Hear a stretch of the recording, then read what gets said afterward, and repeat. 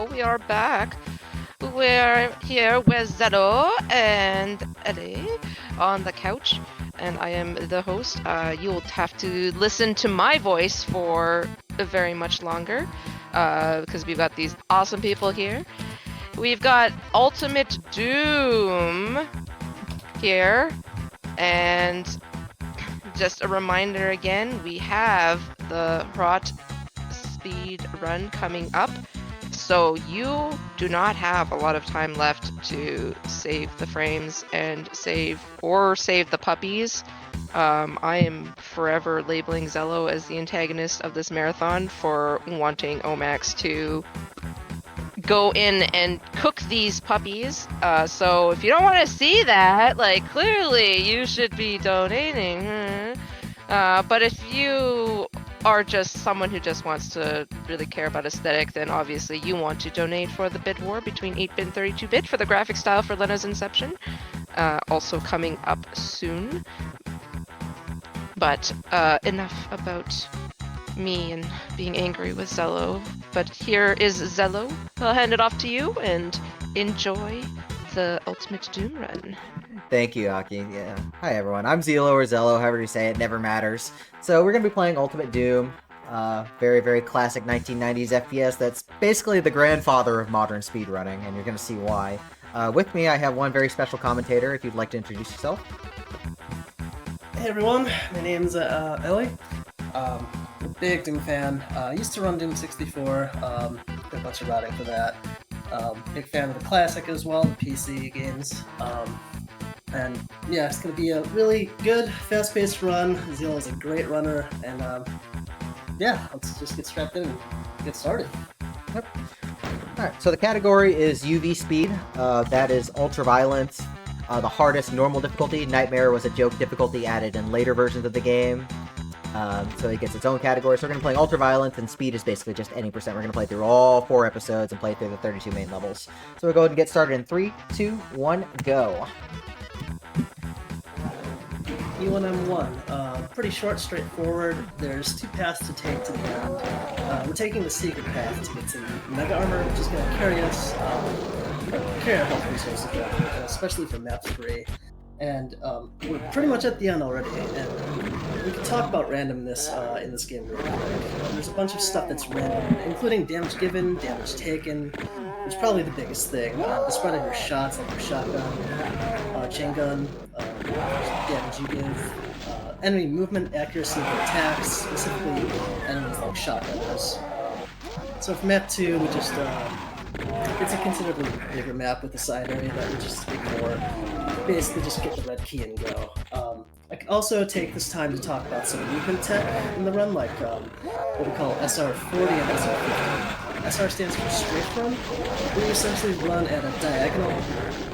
We combine both the forward and side direction to maintain higher speed and more recover straight. 40 and 50 units. SR40 could be done with just 2 keys. SR50 uses all 4 or 5 keys and blocks your angle, so you can't look left or right to move your and you'll see SR50 used in this run. Few stops for some scripts. So yeah, E1M3, there's a ton of hit scanners in this map, which is why we picked up the Mega Armor in the first map. That was really scary. Yes, it's 16 health. They're doing good though. But yeah, there's a ton of hit scanners. When we say hit scanners, we mean, it basically means when the enemy fires a shot, it instantly reaches wherever it was aimed, unlike projectiles, which have like a time. And it comes down to RNG, if they decide to hit you or not. As long as they have a clean line of sight. So let's see, we're already at E1M4. Look at the secret backpack. So we have to wait for the door to open anyway. Backpacks are really nice because the first one you pick up doubles your ammo capacity for every weapon type, and it just gives you a little bit of yeah, SR50 we used for the end of that. And, what was that? Oh, I'm just saying, like, the SR50 was used to skip, like, a big portion of map 4 and get to the key much faster, and that's how important the movement tech is in this run. So now we're on E1M5, which is one of the most difficult maps in the whole run, because there are a ton of enemies everywhere. Yeah, I believe you went pacifist for a little bit at the beginning there, just to keep the anger under control. And we can do it here as well in this room, just to keep things under control. Yeah, we also picked up the rocket launcher in the beginning here. So, yeah, final area coming up. It's pretty dark, has a small shortcut. The exit room could be pretty slow with 3 pinkies blocking it. Let's see how that goes.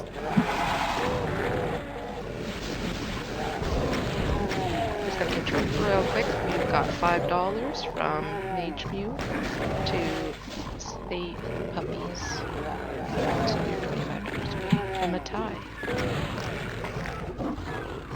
Alright, so we need to just talk about this upcoming trick right here. So, doors, if they try and close on you, if they kind of smash your head, they're going to just instead come right back up. So we're going to use this shotgunner to keep the door open, and that saves us from being locked in a room for 30 seconds. Yeah, there's a few doors in the official video. We call them sectors in line def, so kind of how they work. Yeah, the door just like basically closes behind you, and you have to wait it out for 30 seconds. As Zeno said, you can just bypass it if something like you or an enemy blocks it in the head. Just goes back up and kind of ignores that 30-second delay. We're going to do the traditional route of taking the secret back here to the back courtyard. There was a newer route recently made that actually does a new glitch on map 8 of this episode, but I haven't really properly learned it, so we're going to do the traditional route here. And this is pretty nice because it does give us a bunch of extra rockets that we'll use on kind of like the boss fight anyways, so it's okay. Yeah, a bunch of rockets, supercharge, pretty much fills it back up to full. Yeah, the trick that Zelllooo was alluding to is as the Ghosts trick. It's way too complicated to explain for the part, so yeah, if you just look up all Ghosts, you'll probably find it on YouTube. Got out of that level with a lot of health and armor too, which is nice. Yeah, in good shape. Because episode 1 is actually one of the more difficult episodes, because it's just packed with shotgunners everywhere. Yeah, cutting out the hallways here while we wait for the lift as well. Always nice to clean up if we have to wait. So yeah, yellow key. There's a lot of just going back and forth in this level. Honestly, so we just take a long trip to the other side of the map to the red key.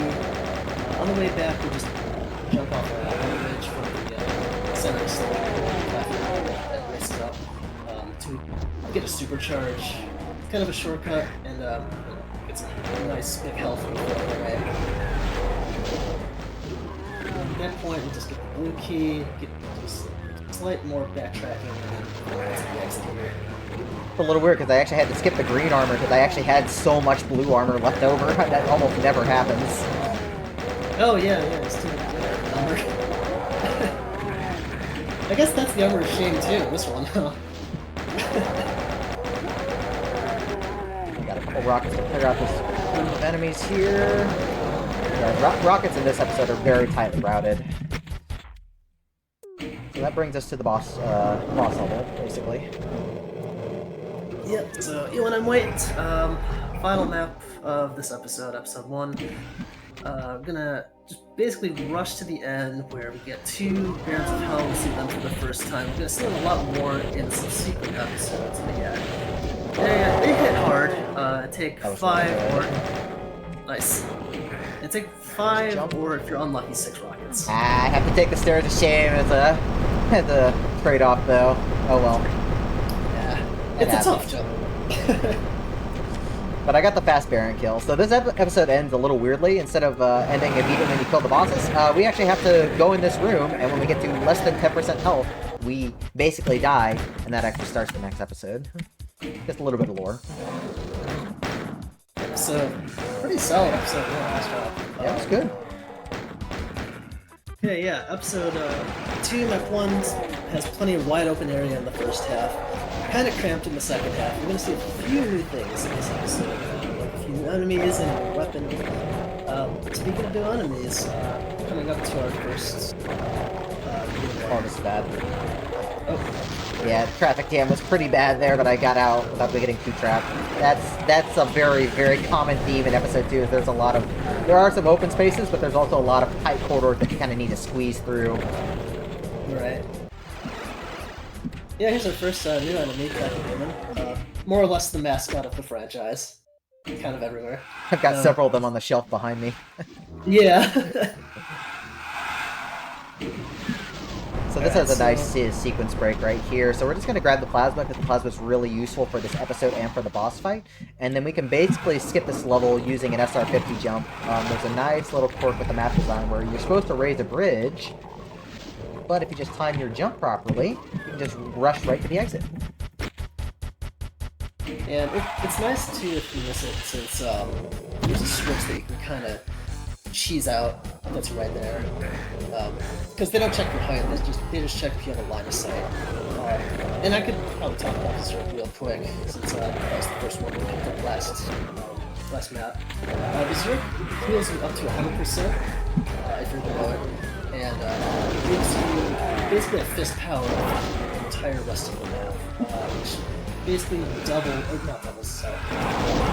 increases your fist damage tenfold, which can one-shot people. Just really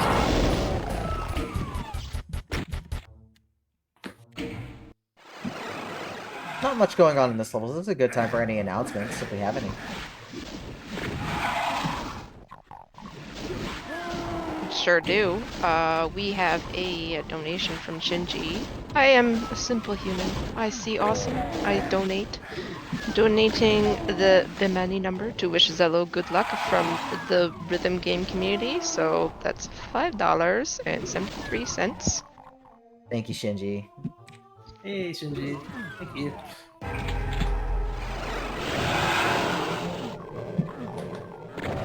think the only real thing to note about this is, like, if we need to, there's a safety supercharge at the end of this map. It's right here by the bridges. 38 should be enough. This level's pretty straightforward too, as long as I don't miss this shotgunner right here.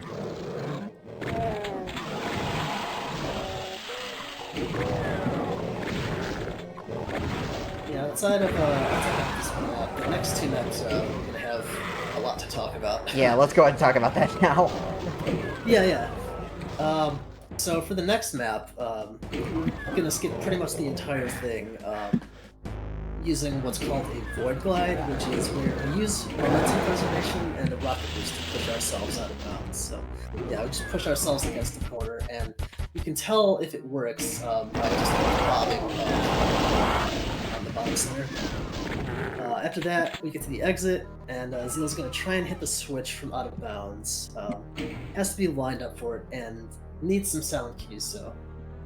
So we're going to do a momentum preservation glitch right here by getting stuck in this corner and having run off.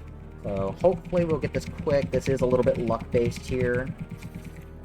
Not really getting good luck. Okay, there it is. Now we need to use the force from a rocket at the right angle. That pushes us right out of bounds. This is normal. And normally we can't really do anything, but we can actually still hit this exit switch from out of bounds by hitting the exact seam. So I'm going to use vertical mouse movement to slowly inch my way over, and I need a sound cue to know where I am. So 1 second here. There we go. Not too bad. And now we have another big trick. We've got a first rocket jump. You don't really jump in this game, you just kind of push yourself really fast and you do rockets boosts off yourself. This is the hardest rocket jump for me, so hopefully this is gonna go okay.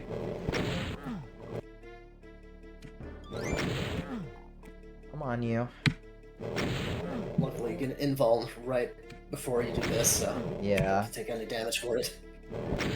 Okay, finally got it. Not too bad.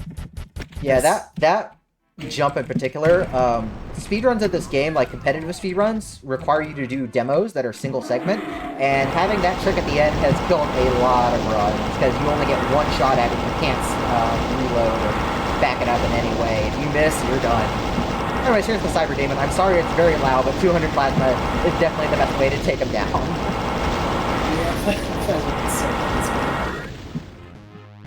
Alright, and that's E2 down. Pretty good. Nice. Yeah, you don't want to touch those rockets. They hurt. They do as much damage to you as you do to them. So, like anywhere from, what is it, 148 to 288 damage. Yeah, a direct hit basically kills me. Yeah. Yeah, start of E3. This one's pretty slow paced. You have kind of Freaking Cacos! They're the worst. They're jammed right here. I don't like this positioning. Okay, there we go. It's hilarious. It's hilarious how big a reset point that actually is, just because the Cacos will block you and they'll just eat your face off. And then we got another narrow hallway here with these pinkies. They cooperated at least. And then we have a room with 8 imps. I don't know. Sandy Peterson definitely made some very interesting maps back in the day. Glad to at least be out of that one. And then this level's... There's not a whole lot going on, but it's very interesting to note that this level's in the shape of a giant hand. Yeah, speaking of, like, interesting level design, it's kind of eccentric and neat, I want to say. Yeah, we skip a huge portion of this. There's like a ton of side areas to touch. E3 actually, this is where we get the BFG for the first time. I can talk about that real quick. Yeah, go ahead. Okay, so, yeah, the BFG.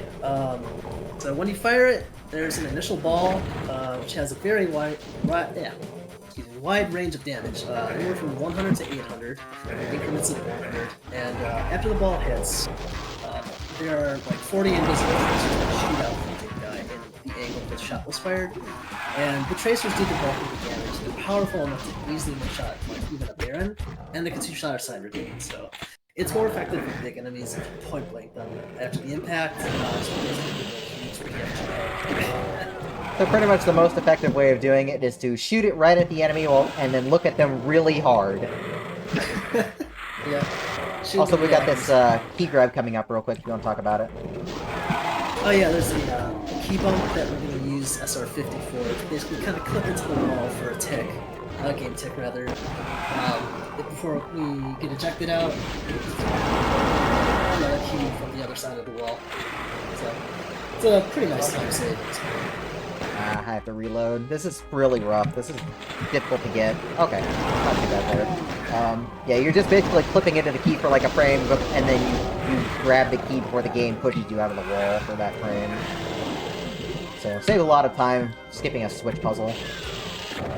But if you don't do that quick, you get jammed up by enemies and your run's basically over for an episode. Yeah, some tricks in here just kind of on a timer with what the enemies decide to do.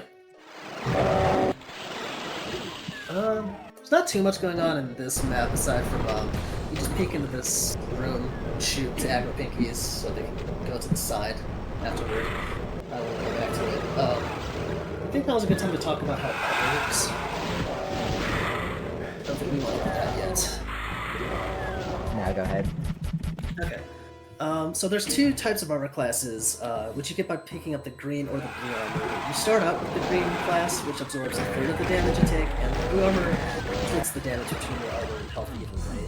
They're both pretty useful. And yeah, the blue armor is especially useful since it goes into top 2% armor. Also, shoutouts to our favorite texture, Fire Blue. We must look at it as much as possible to destroy stream bitrate. Oh yeah, sorry about the stream. It's probably a pixel party right now. Good old Fire Blue. But yeah, we're almost done with E3. Biggest map in the episode, I believe. First thing we do is trek over the blue key and all the way back to the blue door, and after that we're going to just navigate through an underground maze to get to a red key. And at the end we're actually going to do another SR50 trick. Once we clear out the area from Lost Souls. It's kind of tricky because you can overshoot it, and that actually results in a soft lock since you didn't hit any switches that would have had to get to that point. Yeah, we're gonna hopefully not have that happen. Thankfully I can save since this is a marathon run, so it's not too bad. So thankfully this whole level is just broken with SR50 jump that we're not intending. You can skip raising a whole bunch of bridges. Hopefully the Lost Souls won't block me, though. They like to do that here. Wow, that is the most blocked I have ever seen that. Yeah. There we go. Let's throw a surprise party, I guess. Yep. Alright, so we're up to the boss fight for E3. So, here's the Spider Mastermind. There was the Spider Mastermind. Yeah, that's kind of what the BFG does, even to bosses. And we get thrown from that into the hardest episode in the entire game by far. Oh yeah, episode 4. This episode released, I think, a couple weeks after the first 3. Kind of an extension. But yeah, this episode has a brutal intro. Lots of hit scanners, a small cramped area, almost no health resources, I think like 7 or 8 health bonuses. Yeah, like 7% and a green armor. That's all you get in this level. Yeah, and even I think there's a couple of Barons in here that might show up if we're unlucky. So yeah, even Barons in the first episode kind of sets the tone for this episode, I want to say. This one's been going really well so far. Definitely one of my better M1s here. Yeah, looking good. Alright, so we've got some pretty important tricks coming up right here. Like, we actually have a BFG grab through a wall that we're going to do. So I'm going to do a very specific SR50 to make this work. I'm going to save, because if I get blocked by Cacos, I can't save this. So we're going to grab that right through the wall. And then we're going to make this big jump as soon as I clear out a couple more Cacos. And this skip's needed to get the keys needed to open this, to get to this point, which saves a whole bunch of time. So we're going to grab the plasma, and now we have a big rocket jump that skips this entire level. Nice resources that you're in up too, which we're going to need for the entire episode. There we go, second try's fine. Yeah, you had to do that rocket jump off a Lost Soul, which you would think it's really hard, but it's surprisingly pretty lenient just because the distance to the exit is not that bad. Yeah. And before and for, I don't think there's too much to talk about. The host has anything to say. All I can say is we do have our donation incentives for Rot that is closing very soon, because that incentive, that speedrun is next after Doom. And so the cutoff time is going to be 30 minutes into the run. At that point, we've got $30 for Save the Frames, $5 for Save the Puppies. If you want to decide the puppy's fate, go for it. Donate.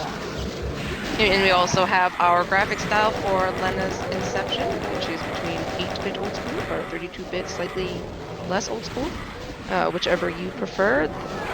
Nothing has been donated to that yet, but you could be the first person to do it. And just a reminder that all of these monies that you're donating are going to the Alberta Children's Hospital. All for charity. Speedrun for charity. They're a great community. Donate. All right. Back to you guys. Yeah, just in time. This is the hardest map in the entire game by far. Like, it's not even close. Kind of a sub-boss with the Cyber Demon on the balcony at the end of this one. Kind of overseeing the entire map. Gonna require some start by the balcony here to get the red key pretty early on, which skips most of the map. When we get to the end, yeah, even getting to the moon is really difficult. So, we're hoping also for some infighting possible with the Cacos.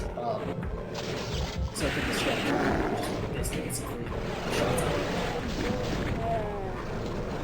Alright, so let's hope that we get some infighting here. We got a little bit. Yep, we got a Caco that aggroed him. Oh, yep, we got another one that aggroed. Yes, he is down in one try. That is incredibly rare. Very nice. Oh, wow. He was not playing ball in practice, so I think he felt sorry for me. Yeah, you can see how tight that little arena is for like you and just that huge Cyber Demon. There's no to do anything. Yep, so we're basically going to skip this entire level by jumping to the center, and even though the exit switch isn't raised, you can actually still hit it. And that brings us to the final map right here. Yep, final map. We're gonna BFG right away to get rid of all the hit scanners. We do want to conserve health for the first half because we're gonna do a rocket jump about halfway. Just I almost ate that fireball. Oh, I ate that one. I got tagged right at the end of that. Yeah, in Ultraviolence, pretty much any difficulty that's not I'm too young to die, enemy attacks hurt a lot.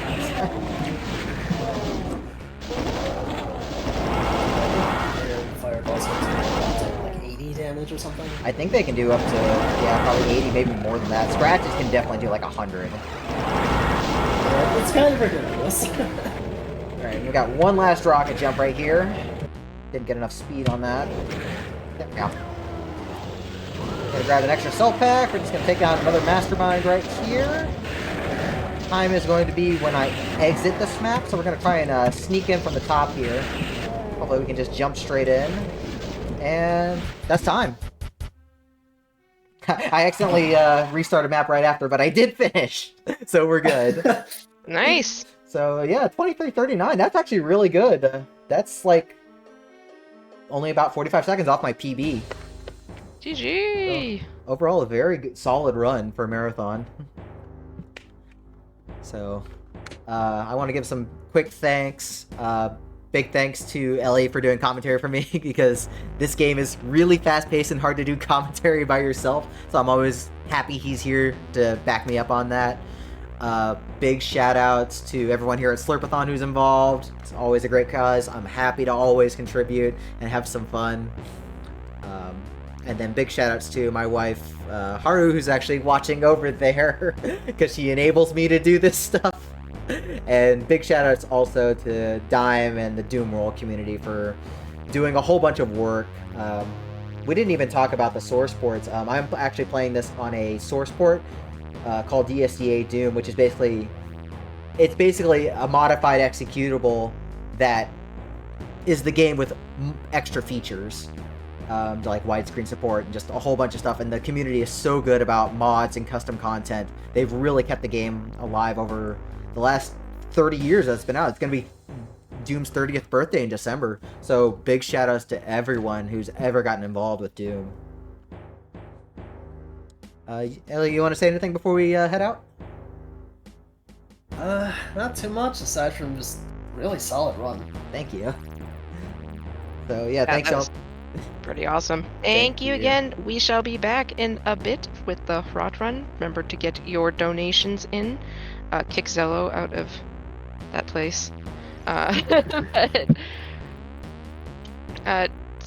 Get hydrated, have a break, rest your feet, and we shall be back in a bit. See ya!